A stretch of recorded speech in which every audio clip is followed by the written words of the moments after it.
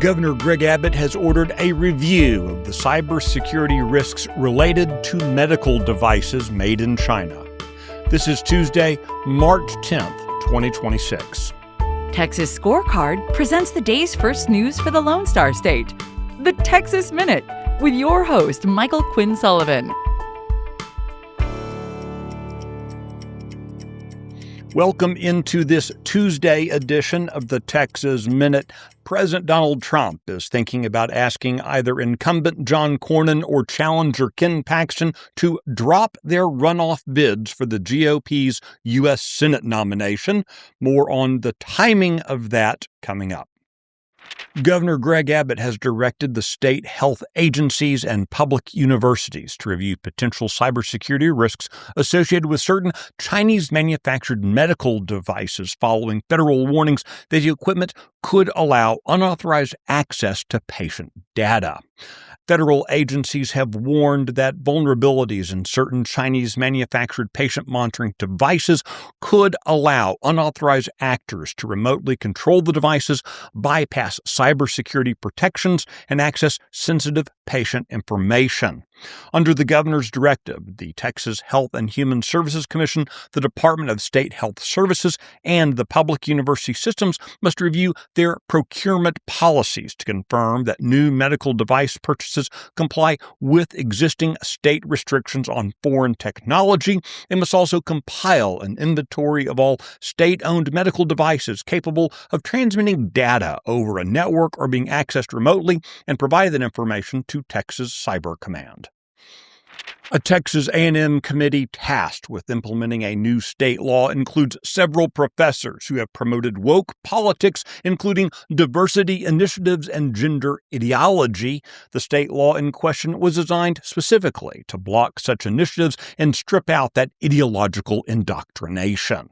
At issue are the general education requirements, which are a set of coursework that all students must complete regardless of their major.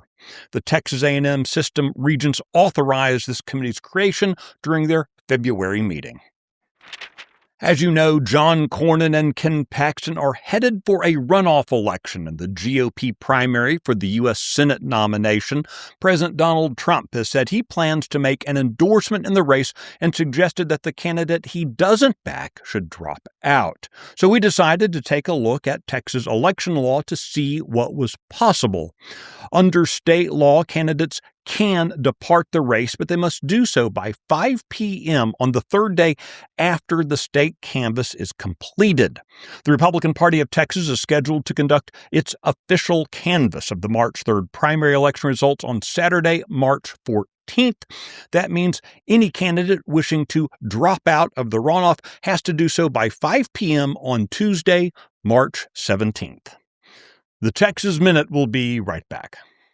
Are you worried about your kid's future? You should be. I'm Charles Blaine with Texas Tomorrow. This is a show where we're going to talk about the issues and the people that are pushing the policies that concern your family, your home, and your kids. Catch Texas Tomorrow every Thursday.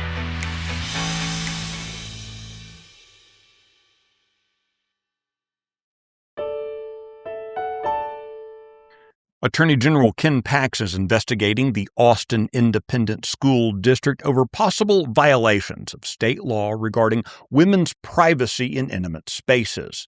At issue is a citizen's complaint that the Austin Independent School District has allowed men into women-only areas inside school facilities.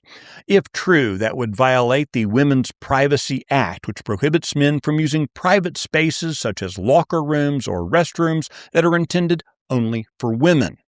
Under the terms of the law, the district has until March 21st to fix the issue before Paxton can file a lawsuit. The district could face then $5,000 per day in penalties if the violations continue. I am curious if Austin ISD can define what a woman is. You can find details on all the stories mentioned today and keep up with the latest news by visiting TexasScorecard.com. This edition of the Texas Minute was produced by Nick Shepard and based on the original reporting of Brandon Waltons, Adam Kahn, and Addie Hovland. I look forward to seeing you out around the Lone Star State. Now, go make it a great day.